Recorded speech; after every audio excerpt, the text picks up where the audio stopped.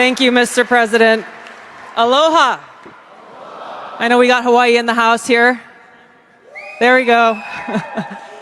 It is a privilege to be here with all of you, my brothers and sisters in uniform, especially on this day of all days.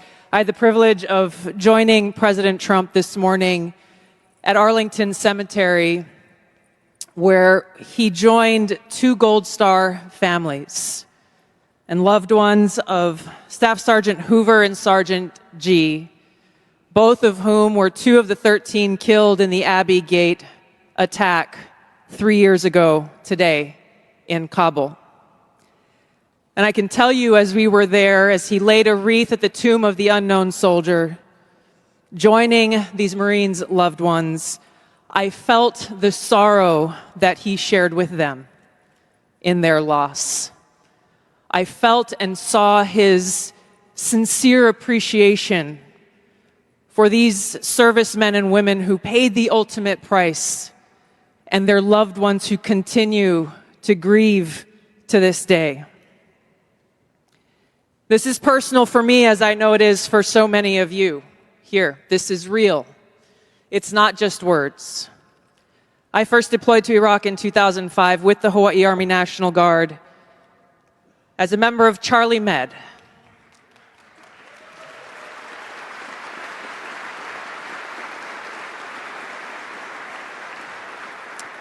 As those of you who were deployed during that time know, it was the height of the war, and sadly, we took many casualties. And every day we were confronted with that high human cost of war and that sadness as we boarded the plane when we left, that we were leaving some of our brothers and sisters behind, only to lose others when we got home to suicide. So I mean what I say when I share with you that I know that President Trump understands the grave responsibility that a president and commander-in-chief bears for every single one of our lives. Whether you're a soldier, you're an airman, a Marine, sailor, or a coastie, he keeps us in his heart in the decisions that he makes. We saw this through his first term in the presidency, when he not only didn't start any new wars, he took action to de-escalate and prevent wars. He exercised the courage that we expect from our commander-in-chief in exhausting all measures of diplomacy, having the courage to meet with adversaries, dictators, allies, and partners alike in the pursuit of peace, seeing war as a last resort. The truth is, as we head towards our decision as a country in November, the same cannot be said about Kamala Harris.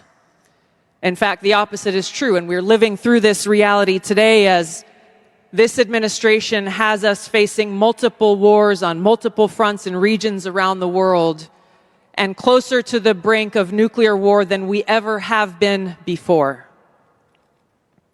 This is one of the main reasons why I'm committed to doing all that I can to send President Trump back to the White House, where he can once again serve us as our commander-in-chief.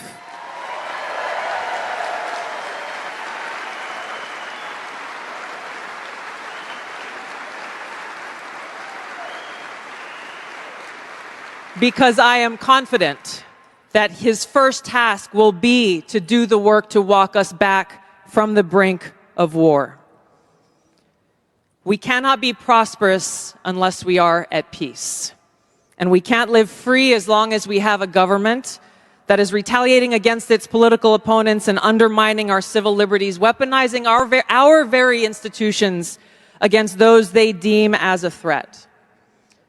Kamala Harris has done this over the last 3.5 years. She won't hesitate to continue that if she is elected as president.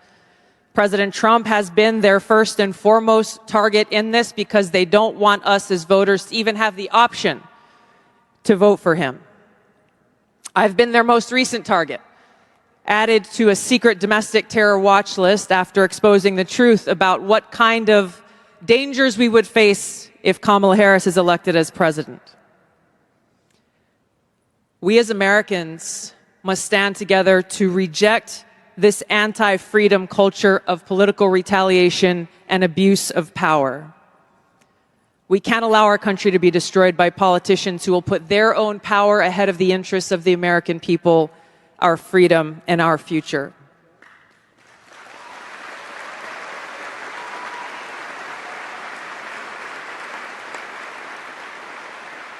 I am proud to stand here before you today, whether you're a Democrat, a Republican, or an independent.